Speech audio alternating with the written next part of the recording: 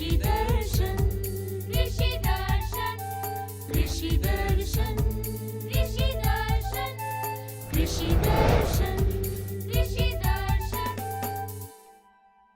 जोहार। कृषि दर्शन के आज के इस कार्यक्रम में सभी किसान भाई बहनों का बहुत बहुत स्वागत है। तो आइए सबसे पहले हम शुरुआत करें कार्यक्रम की। हाँ, जो कार्यक्रम शुरू करते हैं किसान भाइयों, और देखते हैं सबसे पहले हम लोग देखते हैं कृषि समाचार। तो आइए देखते हैं कृषि समाचार। नमस्कार, कृषि समाचार में आपका स्वागत है। मैं हूं आपके साथ गौतम। आइए देखते हैं आज कृषि समाचार में क्या है खास। पशुपालन व्यवसाय के इच्छुक ग्रामीण पशु चिकित्सक महाविद्यालय कांके में ले सकते हैं प्रशिक्षण। गुमला में 18 नवंबर से 6 जनवरी 2014 तक पशु स्वास्थ्य शिविर का आयोजन। एक मुलाकात सफल किसान बालक महतो के साथ। और अब समाचार विस्तार से। जो ग्रामीण पशुपालन व्यवसाय शुरू करना चाहते हैं उनके लिए बिरसा कृषि विश्वविद्यालय के पशु चिकित्सा महाविद्यालय में 10 दिवसीय प्रशिक्षण कार्यक्रम चलाया जा रहा है। इस संबंध में पशु विशेषज्ञ डॉक्टर सुशील प्रसाद बताते हैं। अगर आप किसी भी पशुपालन के किसी भी व्यवसाय के करने से पहले आप निश्चित रूप में उस पर आप प्रशिक्षण जरूर प्राप्त कर लें, चाहे वो गौ पालन हो, सूकर पालन हो, बकरी पालन हो, मुर्गी पालन हो। तो इन सभी में किसी भी तरह का अगर आप व्यवसाय शुरू करना चाहते हैं तो रांची पशु चिकित्सा महाविद्यालय में 10 दिनों का प्रशिक्षण दिया जाता है और आपको प्रैक्टिकल ट्रेनिंग दी जाती है फार्म के पर ही रहकर। तो इस तरह की व्यवस्था है। आपको सिर्फ 200 रुपये का रजिस्ट्रेशन कराने की ज़रूरत होगी एप्लीकेशन के साथ, और उसके बाद आपका 10 दिनों का प्रशिक्षण शुरू हो जाता है। और 10 दिनों में प्रशिक्षण के बाद आपको इसके लिए एक सर्टिफिकेट भी प्रदान किया जाता है। जिला पशुपालन विभाग गुमला द्वारा 18 नवंबर 2013 से 6 जनवरी 2014 तक जिले में पशु स्वास्थ्य शिविर का आयोजन किया जा रहा है। यह आयोजन राष्ट्रीय कृषि विकास योजना वित्तीय वर्ष 2013-14 के अंतर्गत किया जा रहा है। इसमें गुमला जिला के 12 प्रखंडों के पशुपालक अपने पशुओं की स्वास्थ्य जांच, टीकाकरण और गर्भ जांच करवा सकते हैं। अपने प्रखंड और गांव के लिए निर्धारित तिथि के संबंध में जानकारी हासिल करने के लिए पशुपालक प्रखंड या जिला पशुपालन कार्यालय से संपर्क कर सकते हैं। जो किसान गेहूं की खेती कर रहे हैं वो अपने खेत में 40 किलो पोटाश प्रति एकड़ की दर से डालें। खासकर पानी की कमी वाले खेत में पोटाश का उपयोग काफी फायदेमंद साबित होता है और इससे उपज में वृद्धि भी होती है। कई दफा किसान फसल में पोटाश के होने वाले फायदे को कमतर आंकते हैं और इसके उपयोग की अनदेखी करते हैं, जबकि पौधों को पोटाश की भी उतनी ही जरूरत होती है जितनी अन्य उर्वरकों की। खासकर गेहूं फसल में पोटाश के उपयोग और उसकी उपयोगिता के संबंध में कृषि विशेषज्ञ की राय है। किसान भाई सामान्यतः पोटाश का खेत में प्रयोग नहीं करते हैं।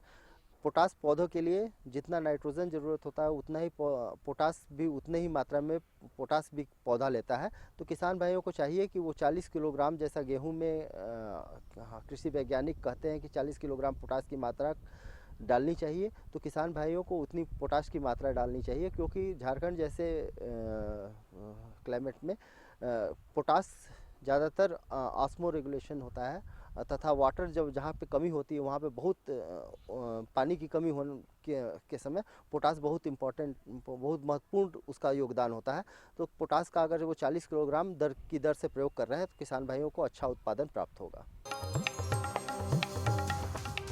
जो किसान रबी मौसम में दलहनी फसल मटर लगाना चाहते हैं वो इस फसल से बेहतर उपज पाने के लिए स्वर्ण रेखा या DDR 23 नामक उन्नत प्रभेद का चयन करें। इनकी बढ़वार और उपज दोनों बेहतरीन है। मटर के उन्नत प्रभेदों में स्वर्ण रेखा जल्द तैयार होने वाली किस्म है और ये रोग अवरोधी भी हैं।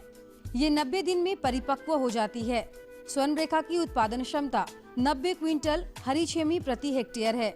वहीं DDR 23 130 दिन में तैयार हो जाती है और इसकी उपज क्षमता 20 से 22 क्विंटल दाना प्रति हेक्टेयर है। जो किसान धान फसल की कटाई करने जा रहे हैं वो इस काम के लिए self propelled vertical conveyor reaper नामक कृषि यंत्र का इस्तेमाल कर सकते हैं। हंसे की तुलना में इससे 60% मजदूरी की बचत तथा 60% संचालन खर्च में बचत होती है। आज हम आपकी मुलाकात प्रगतिशील किसान बालक महतो से करवाने जा रहे हैं, जो अभी लगभग 1 एकड़ पॉली हाउस में शिमला मिर्च की खेती कर रहे हैं। प्रगतिशील किसान बालक महतो जिला रांची के उरमांझी प्रखंड के अंतर्गत कुच्चू गांव के रहने वाले हैं। वैसे तो इनके पास कई एकड़ खेत हैं, जिसमें लगभग प्रमुख फसलों की खेती करते हैं, लेकिन वर्तमान में संरक्षित खेती के तहत तकरीबन 1 एकड़ में लगे पॉली हाउस में शिमला मिर्च की खेती कर रहे हैं। तो ये जो हम शिमला मिर्च पॉली हाउस में लगाए हैं, इसमें एक पेड़ में अनुमानित है कि कम से कम 2 किलो फल आएगा, और उसका फल का जो अभी जो बाज़ार रेट है मोटा मोटी 50 रुपये किलो हम लोग होलसेल में बेचते हैं। और उससे इस पॉली हाउस के अंदर जो मेरा है करीब 500 स्क्वायर मीटर यानी कि 12 डिसमिल में है, और उससे हम जो मतलब उसमें जो फल होगा उसको हम बेचेंगे, और उसमें जो पैसा आएगा वो मोटा मोटी कितना कम होगा तो 50,000 रुपया से कम नहीं होगा। और अब एक नज़र राज्य के 5 प्रमुख शहरों के मौसम के मिजाज पर। आज राज्य के 5 प्रमुख नगरों के अधिकतम और न्यूनतम तापमान कुछ इस प्रकार दर्ज किए गए। रांची का अधिकतम तापमान 26 डिग्री सेल्सियस और न्यूनतम 13 डिग्री सेल्सियस। जमशेदपुर का अधिकतम तापमान 28 डिग्री सेल्सियस और न्यूनतम 15 डिग्री सेल्सियस। मेदिनीनगर का अधिकतम तापमान 28 डिग्री सेल्सियस और न्यूनतम 13 डिग्री सेल्सियस। देवघर का अधिकतम तापमान 27 डिग्री सेल्सियस और न्यूनतम 14 डिग्री सेल्सियस। वहीं धनबाद का अधिकतम तापमान 27 डिग्री सेल्सियस और न्यूनतम 14 डिग्री सेल्सियस रहा।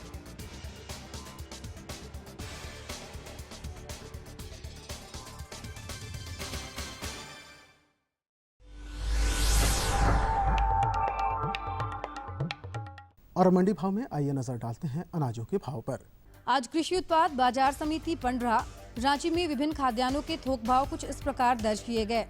चावल मोटा 2,000 रुपए से 2,200 रुपए, चावल मध्यम 2,400 रुपए से 2,700 रुपए, चावल उत्तम 3,000 रुपए से 4,000 रुपए, गेहूं 1,500 रुपए से 1,800 रुपए, चना 3,800 रुपए से 4,000 रुपए, दाल अरहर 5,500 रुपए से 6,800 रुपए, दाल मसूर 4,600 रुपए से 5,500 रुपए, दाल चना 3,800 रुपए से 4,200 रुपए, सरसों तेल 8,800 रुपए से 9,200 रुपए, चीनी 3,300 रुपए से 3,400 रुपए, आलू 1,300 रुपए से 1,500 रुपए और प्याज 3,000 रुपए से 3,300 रुपए प्रति क्विंटल रहा। कृषि समाचार में आज इतना ही। अगले दिन अगले अंक में फिर मुलाकात होगी कुछ ताज़ा तरीन खबरों के साथ। तब तक के लिए दीजिए इजाज़त। नमस्कार, जोहार। तो कृषि समाचार में आपने अभी जानकारी ली मंडी के भाव के बारे में, मौसम के मिजाज के बारे में और भी बहुत सारी कृषि संबंधी जानकारियां ली। लेकिन हम अभी और भी बहुत सारी जानकारियां देने वाले हैं। तो सबसे पहले हम जानकारी तो देते रहेंगे, लेकिन उसके पहले हम ले लें एक छोटा सा विराम। ये लो और बताओ। बस। अरे ये क्या भैया जी, बस इतनी सी रासायनिक खाद? किसानी छोड़ रहे हो क्या? किसानी नहीं, नादानी छोड़ रहे हैं। मिट्टी की जांच कराई है। अब तो लालाजी जितनी जरूरत है उतने ही उर्वरक खेत में डालेंगे। हाँ, किसान भाई आज ही अपने जिले की नजदीकी भूमि परीक्षण प्रयोगशाला में मिट्टी की जांच जरूर करवाएं और मिट्टी में पोषक तत्व, नमी व पौधे के विकास को देखते हुए केवल जरूरत के अनुसार ही पोषक तत्व डालें। और हाँ, मिट्टी में गंधक, जस्ता, बोरोन जैसे सूक्ष्म पोषक तत्वों का पता लगाना भी न भूलें। उर्वरक और जैविक खाद के सही उपयोग से भूमि का उपजाऊपन बनाए रखें, उत्पादकता बढ़ाएं, खर्चा घटाएं और बहुमूल्य विदेशी मुद्रा बचाने में भी सहयोग दें। और हाँ, धीमी गति से नाइट्रोजन उपलब्ध कराने वाले उर्वरकों जैसे नीम लेपित यूरिया को प्राथमिकता दें और यूरिया का पत्तों पर छिड़काव करें। अरे वाह, तू तो सचमुच समझदार हो गया रे। अधिक जानकारी के लिए संपर्क करें जिला कृषि अधिकारी या किसान कॉल सेंटर। अम्मा खाना दे दो ना। सबर कर गोलू, अभी दाल नहीं गली है। तू फिक्र ना कर गोलू की अम्मा, अब की बार अपनी दाल खूब गलेगी। क्या मतलब जी? अब की बार NFSM के तहत दाल की पैदावार को बढ़ाने के तरीकों को दिखाने के लिए देश में 1000 क्षेत्र चुने गए हैं, जिसमें हमारा इलाका भी आ गया है। पर इससे हमें क्या फायदा? हमें 5 एकड़ खेती के लिए खाद और कीटनाशक के अलावा बढ़िया बीजों की एक मिनी किट भी मिलेगी। इतनी दाल का करेंगे क्या जी? अरे भगवान, सरकार ने दलहन का समर्थन मूल्य भी खूब बढ़ा दिया है और इनकी खरीद का भी पूरा इंतजाम कर लिया है। इससे आमदनी बढ़ेगी और फिर हमारा गोलू अच्छे स्कूल में जाकर के कृषि वैज्ञानिक बनेगा। हाँ। विराम के बाद आप सबों का कृषि दर्शन कार्यक्रम में एक बार फिर से स्वागत है। तो मंगरा भाई, आप सबसे पहले आज कौन सी जानकारी दिलवाने वाले हैं किसान भाई बहनों को, ये बताइए। देखिए भौजी, बात ऐसा है कि हम लोग जो झारखंड के किसान हैं, खाली हम लोग अनाज और सब्जी नहीं उपजाते हैं, फल फूल भी उपजाते हैं। बिल्कुल, फूल भी उपजाते हैं, फल भी उपजाते हैं। कई दफ़ा ऐसा देखा गया है कि किसी कारण से जो हमारे किसान भाई फल का जो बाग है वो अभी पुरानी अवस्था में है, जीर्ण शीर्ण पड़ चुका है, तो उसको नए तरीके से हम उसका उद्धार करें और मतलब उसे नया कलेवर हम लोग प्रदान करें, उसको नया रूप प्रदान करें और उसमें फिर से पौधे लगाएं। और उसके लिए जो ज़रूरी सामग्री है, जो ज़रूरी काम करना है, हम वो सारे काम करके उस बाग को फिर से नए रूप में ला सके। तो इसके लिए उससे हमें क्या फ़ायदा होगा, क्योंकि जो हमारा बाग है अगर हम उसमें फिर से पेड़ लगाएंगे, फिर फल आएगा, तो निश्चित रूप से हमें बेहतर आमदनी होगी। हाँ, बिल्कुल होगा। लेकिन ये काम किस तरीके से करना है, हमें कितना लाभ होगा, किन किन बातों पर ध्यान देना है, इस विषय पर हमारे विशेषज्ञ जानकारी देंगे। और हमारे विशेषज्ञ हैं, कौन है हमारे विशेषज्ञ? डॉक्टर जयपाल सिंह चौधरी। अभी हम हैं पलांडू के प्रांगण में और अब आपसे चर्चा करेंगे फल बागों में जीर्णोद्धार के लाभ के बारे में, जिसकी अधिक जानकारी देने के लिए हमारे साथ डॉक्टर साहब हैं जयपाल सिंह चौधरी। डॉक्टर साहब, हमारे किसान भाइयों को आप बताइए कि जीर्णोद्धार होता क्या है, आखिर जीर्णोद्धार होता क्या है? किसी भी ओल्ड प्लांट को, बूढ़े प्लांट को नया बनाना ही जीर्णोद्धार है। इस तकनीकी में जस्ट आप क्या करते हैं कि अगर आपका पेड़ पुराना हो गया है, फल देना कम कर दिया है, या आपका बगीचा ज़्यादा घना हो गया है, तो उसको जीर्णोद्धार की ज़रूरत पड़ती है। अगर फल कम हो गया है, अगर हम उस बाग को निकाल करके लगाएंगे, दूसरा बाग लगाएंगे, तो वो ज़्यादा समय लेता है। लेकिन जीर्णोद्धार करने से उस बाग में आपके पहले जितना ही फल कम समय में वापस से आना शुरू होता है। तो ये जीर्णोद्धार की इसलिए ज़रूरत पड़ती है कि आपको कम समय में वापस ही उसी पेड़ पे उतने फल लाना है। और आपके पास कई बार क्या होता है कि जो पुराना पेड़ है वो आपकी मनचाही किस्म नहीं है। अगर उस किस्म को आप अपने चाहत के अनुसार बनाना चाहते हैं, तब भी जीर्णोद्धार की ज़रूरत पड़ती है। तो इन सभी कंडीशंस में हम जीर्णोद्धार करते हैं। तो डॉक्टर साहब, हमारे किसान भाई अपने बागों में किन किन पेड़ों पर जीर्णोद्धार कर सकते हैं? जैसे अब झारखंड के परिप्रेक्ष्य में हम बात करते हैं कि झारखंड में आम के बहुत सारे बगीचे हैं जो बहुत पुराने वर्षों से लगे हुए हैं, उनमें हम जीर्णोद्धार कर सकते हैं। इसके साथ साथ जो अमरूद के बगीचे हैं, जो एक स्टेज के बाद में फल देना कम कर देते हैं, हम अमरूद में कर सकते हैं। हम लीची के पुराने बगीचों में कर सकते हैं। इसके साथ साथ में अगर आप नींबू वर्गीय कुछ फसलें हैं उनमें हम कर सकते हैं। सहजन में जो हम किसान करते हैं वो कर सकते हैं। तो बहुत सारी फल वृक्ष हैं जो बहुत पुराने हैं, उनमें हम जीर्णोद्धार की व्यवस्था करके उनको वापस फल देने योग्य बना सकते हैं। तो साथ साथ डॉक्टर साहब ये भी बताइए कि जीर्णोद्धार करने की कोई विधि है या कोई साइंटिफिक विधि है? हाँ, इसके लिए हमें ध्यान देने की ज़रूरत है कि जीर्णोद्धार आप जिसको बोल दिया है वो वैसे नहीं होता है। इसमें थोड़ा सा वैज्ञानिक पद्धति का सहारा लेने की ज़रूरत है, क्योंकि इसमें बहुत ज़्यादा चांसेस रहते हैं कि अगर आपने गलत तरीके से किया है तो आपके प्लांट के मरने की ज़्यादा चांसेस रहते हैं। तो इसलिए इसमें वैज्ञानिक पद्धति कुछ बातों का ध्यान रखना आवश्यक होता है, तो वो हमें ज़रूर रखना चाहिए। अब करते कैसे हैं, जितने भी पौधा है वो 2 से 3 मीटर की हाइट पे, या तो 2 से 3 मीटर की हाइट ले लीजिए, या जहाँ से तृतीयक शाखाएं, मेन एक ब्रांच हो गया, एक मेन तना हो गया, उससे दूसरी शाखाएं निकलती हैं, जहाँ से तीसरी शाखाएं निकलती हैं, वहाँ से उस पूरे जो जितना भी आपका ब्रांच है उसको प्रूनिंग सा जो पावर ऑपरेटेड हो या हाथ से वहाँ से उसको काट देते हैं। काटते वक्त ये ध्यान रखते हैं कि जहाँ से नोट है, जहाँ उसकी गांठ है, गांठ से आगे 6 से 7 इंच आगे काटते हैं, क्योंकि जहाँ गांठ बनती है अगर वहाँ से काट देते हैं तो उस अवस्था में वहाँ से उसमें वापस जो शाखाएं निकलती हैं वो नहीं निकल पाती हैं। तो 6 से 7 इंच पे वहाँ से काटिए। काटने के लिए अगर आप पूरा वहीं से काटेंगे तो जो आगे की ब्रांच का वजन है उसकी वजह से आपकी तना जो जहाँ से जो शाखा काट रहे हैं उसके फटने का डर रहता है। तो आप ऊपर से टॉप से काटते हुए थोड़ा थोड़ा टॉप से काटते लाइए और वहाँ तक उसको काट दीजिए 6 से 7 इंच गांठ से आगे, और काट करके वहाँ से काटना होता है जहाँ से उसमें शाखाएं निकलने की ज़्यादा संभावनाएं रहती हैं। तो इसके लिए क्या हमारे किसान भाई को कोई सावधानी भी बरतनी चाहिए? इसमें जैसे बात की है, सावधानी बहुत ज़्यादा बरतने की ज़रूरत है। अगर आपने सावधानियां नहीं रखी हैं तो आपके पेड़ के मरने की संभावनाएं ज़्यादा रहती हैं। पहले सावधानी ये है कि आप काटते ही जहाँ जो डालियां रखे हुए हैं उनको उठा करके खेत से बाहर फेंकिए, क्योंकि उससे आपके उसमें बोरर की प्रॉब्लम सबसे ज़्यादा होगी आम के केस में स्पेशली। तो उनको काट करके आप बाहर फेंक दीजिए। दूसरा है, समय का भी बहुत ज़्यादा इसमें है कि कुछ समय करना चाहिए। आम के पेड़ में दिसंबर के महीने में किया जाता है जीर्णोद्धार, लीची के केस में अगस्त सितंबर के महीने में किया जाता है, अमरूद में आप फरवरी के महीने में तुड़ाई के बाद में करते हैं। तो समय का भी बहुत है। अगर आप कहीं किसी भी समय में कर देते हैं तो प्लांट उस टाइम में सुसुप्त अवस्था में नहीं जाता है, तो उससे मरने की संभावनाएं ज़्यादा रहती हैं। और समय का हो गया है। और काटने का जो तरीका पहले बताया कि काटते हुए उसके जो डाल है वो छिलना नहीं चाहिए, फटना नहीं चाहिए। उसके बाद में आप जितना भी जो डाल काटे हैं उसके ऊपर करंज का तेल है उसमें ब्लू कॉपर लगा करके वहाँ से उसको पेस्ट कर दीजिए। उसको खुला नहीं छोड़ना है। पेस्ट आप बार बार 10 से 15 दिन के अंतराल पे करते रहिए जब तक आपकी शाखाएं नहीं निकलती हैं।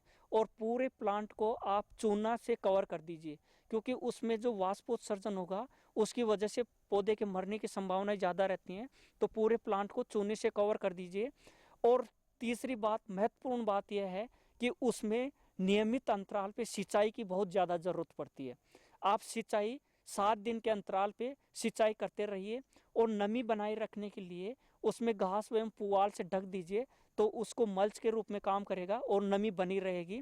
तो नमी बनाए रखना है सिंचाई अंतराल पे कर करके। और इसके साथ में प्लांट को आपको कवर करना है स्टेम को चूने से, कटे हुए भाग को ब्लू कॉपर के पेस्ट से, और अर्का संजीवनी जो एक करके बेंगलोर स्थित अनुसंधान संस्थान ने एक अर्का संजीवनी पेस्ट बनाया है, उससे भी आप कवर कर सकते हैं जो किए हुए हैं। उसके बाद में जितने भी आपकी जो शाखाएं हैं 6 से 7 महीने बाद में शाखाएं निकलेंगी। उन शाखाओं के निकलने के बाद में आपको जितनी आवश्यक शाखाएं उतनी रखनी है। वो बाद की देखभाल की ज़रूरत पड़ती है, वो आप कभी भी आकर के हमारे विशेषज्ञ जो यहाँ प्लांडू में हैं उनसे आप और भी अच्छे से डिटेल से आप जानकारी ले सकते हैं। तो हमारे डॉक्टर साहब आप आपको ये बताएंगे कि जीर्णोद्धार से आपको क्या क्या लाभ हो सकता है? जीर्णोद्धार से जैसे मैंने बताया कि लाभ के बारे में, आप जो पुराने वृक्ष फल वृक्ष हैं उनको वापस फल देने के लिए आप जिंदा कर सकते हैं। ओवर क्राउडेड हैं, ज़्यादा घने हैं, उनको आप अपनी कैनोपी में ला सकते हैं। इसके साथ साथ में जीर्णोद्धार से जब तक आपको लाभ नहीं मिल रहा है तब तक आप उसमें इंटरक्रॉपिंग भी कर सकते हैं, दूसरी फसलें लगा करके वो भी कर सकते हैं, जो इसमें आपको लाभ के रूप में देखा जा सकता है इसको। और इसके साथ साथ में आप जो अनचाही किस्म है उसको आपके चाहत के अनुसार उसको वापस ग्राफ्टिंग करके उसमें भी बदल सकते हैं जीर्णोद्धार के द्वारा। तो जीर्णोद्धार के द्वारा आप नए बाग के बिना ही बहुत सारे लाभ उठा सकते हैं हमारे किसान भाई। डॉक्टर साहब, आपने हमारे किसान भाइयों को इतनी सारी अच्छी जानकारियाँ दी, उसके लिए आपका बहुत बहुत धन्यवाद। धन्यवाद। वाह वाह, देखिए कितना बढ़िया जानकारी दिए कि फल बाग का जीर्णोद्धार करना है। क्या लाभ उससे होता है ये किसान भाई बहनों को पता चला। अब बताइए आगे, अब क्या बताइएगा?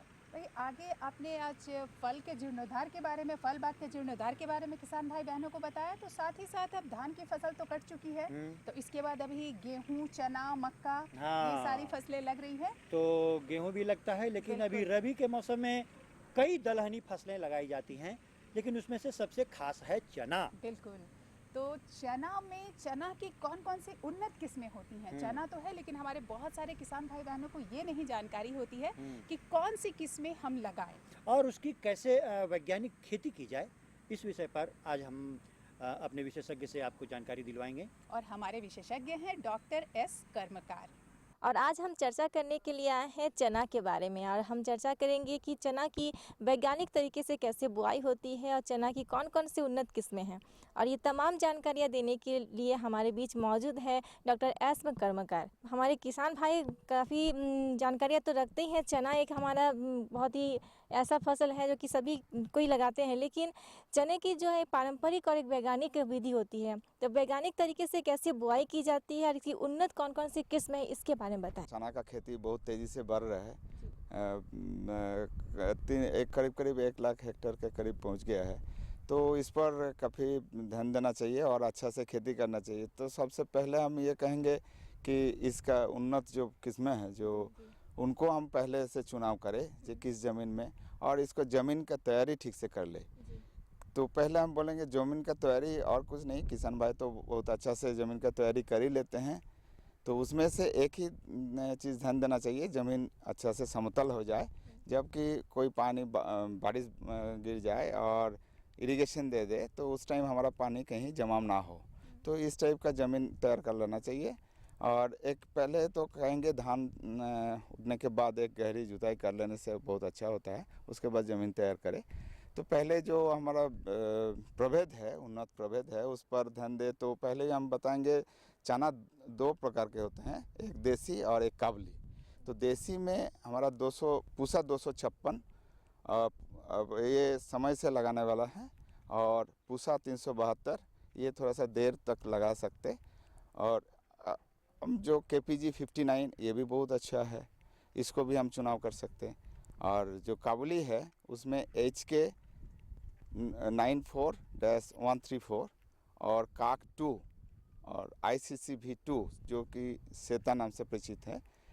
तो काक 2 ये हम इसलिए कह रहे हैं क्योंकि झारखंड में पानी का समस्या बहुत ज़्यादा है। तो जहाँ पानी कम है यहाँ काक 2 बहुत अच्छा कर लेते हैं, क्योंकि 105-10 दिन के अंदर ये तैयार हो जाता है।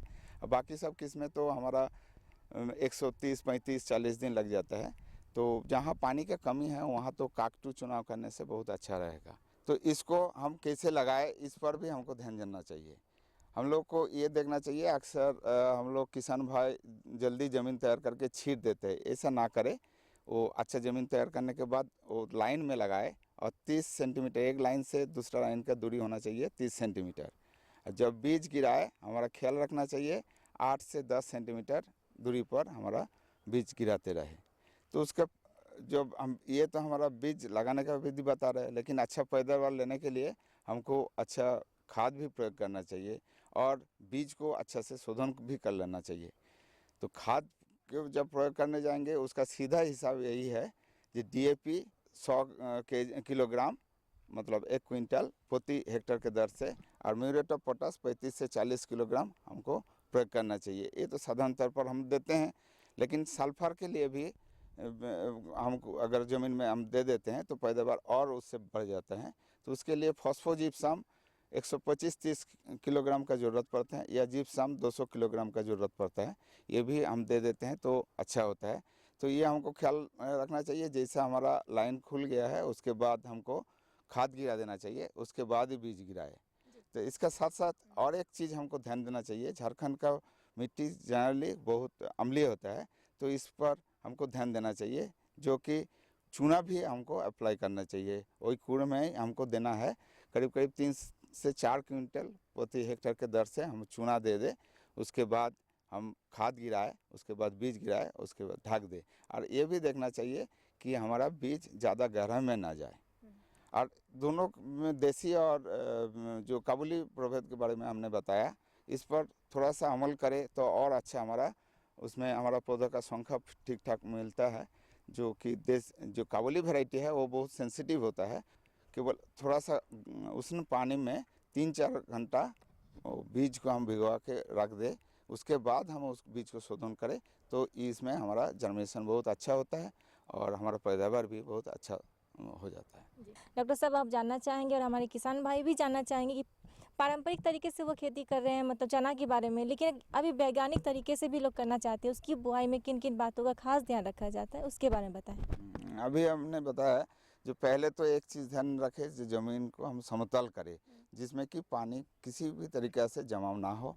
उसके बाद हमारा लाइन सोइंग करना है, लाइन में लगाना है। लाइन का दूरी हमने बताया 30 सेंटीमीटर, करीब ये 1 फीट माना जाता है। 1 फीट की दूरी पर लाइन खोले। जैसे कि हाल के पीछे हमारा 2-3 आदमी को लगा दे तो हमारा कोई क्रिटिकल इसमें नहीं है। किसान भाई को लगता है हम छीट दे तो हमारा बहुत जल्दी समय बच जाता है, ये बात नहीं है। पहले हम अच्छा से उनको लगाने के टाइम ध्यान दे तो हमारा बाद में जो उसमें हमको देखभाल करने की ज़रूरत पड़ता है, उसमें जो लेबर लगता है वो बहुत कम हो जाता है। तो लाइन में जब लाइन हल से खुला जा रहा है, तब एक आदमी उसमें अगर मिट्टी अम्लीय है तो चूना ज़रूर प्रयोग करे, 3 से 4 क्विंटल वही खूड़ में दे दे। और उसके बाद एक आदमी उसके पीछे DAP और जो पोटास का मात्रा हमने अभी बताया वो गिराते रहे, और एक आदमी बीज दे दे। तो इस तरीक़े से वो ठीक से बीज दे दे और ज़्यादा गहराई ना जाए। ये जो 5 से 6 सेंटीमीटर हम बीज को बुआई करें, उसके बाद तो हमारा ठीक ठाक पौधा आ जाएगा। तो उस पर हम ठीक ठाक देखभाल कर पाएंगे तो हमारा काफ़ी अच्छा पैदावार बढ़ेगा। तो ये भी ख्याल रखना चाहिए उस टाइम अगर घास का प्रकोप भी है ज़मीन में, तो खरपतवार के बारे में हम अगर शुरू में ही ध्यान रख ले तो बाद में हमारा जो लेबर का ज़रूरत पड़ता है वो कम लगता है। तो शुरू में बुआई के जस्ट बाद हमने पेंडिमिथाइलिन नामक एक जो दवा है वो 2.5 से 3 लीटर का ज़रूरत पड़ता है प्रति हेक्टेयर का, और 600-700 लीटर पानी में उसको घोलकर एक बार उसको छिड़काव कर दे तो हमारा खरपतवार बहुत कम हो गएगा। और उसके बाद 25-30 दिन पर एक बार अगर हम कोड़ाई कर दे, या पारसूट नाम का एक दवा है जिसका केमिकल नाम है इमेजेतापीर, वो 500 मिलीलीटर मात्र ज़रूरत पड़ता है 1 हेक्टेयर के लिए। तो उस टाइम या तो हम 25-30 दिन पर एक मैनुअली उसको कोड़ाई कर दे, उससे हमारा जड़ का भी बहुत हवा पहुंच जाएगा और उसका ग्रोथ भी अच्छा होगा। नहीं है तो हम उसको पारसूट दवा को 500 ml जो दवा है वो पानी के साथ मिला के छिड़काव कर दे, जो बाकी जो खरपतवार बचे हुए हैं वो भी साफ़ हो जाएगा। और डॉक्टर साहब, मुझे लगता है कि सभी जानकारियों से जो है किसान भाई काफ़ी अच्छी तरह से पैदावार करेंगे और उनको अच्छी मुनाफा भी मिलेगा। तो इसी के साथ हमें दीजिए इजाज़त, और डॉक्टर साहब आपका बहुत बहुत धन्यवाद। धन्यवाद। चना है तो उसकी ढेर सारी किस्में हैं, बिल्कुल। ढेर सारे उन्नत प्रभेद हैं। जब प्रभेद उन्नत होगा तो निश्चित रूप से उसकी उपज अच्छी होगी और उपज अच्छी होगी तो आमदनी भी अच्छी होगी। क्या बात है, बहुत बढ़िया बात। तो किसान भाइयों, बात एक से एक, जानकारी कई। हम उन सारे विषयों पर अगर बात करते रहे तो न जाने कितना वक्त हमें लगेगा, लेकिन जानकारी खत्म नहीं होगी। हम किसान हैं, खेतीबाड़ी करते हैं, हमें जानकारी की ज़रूरत है। हम अगली जानकारी अगले अंक में लेकर के आएंगे। हमारा आज का अंक यहाँ समाप्त हो उससे पहले हम बताते हैं अपना पता। हमारा पता नोट करिए। हमारा पता है कार्यक्रम कृषि दर्शन, कृषि प्रकोष्ठ, द्वारा केंद्र निदेशक, दूरदर्शन केंद्र, राजू रोड, रांची, पिन संख्या 834001। इसी के साथ आप आज हमारी पूरी टीम को और मंगरा जी को और मुझे भी दीजिए इजाज़त। क्यों मंगरा? बिल्कुल, तो लेते हैं हम लोग इजाज़त। जोहार। जोहार।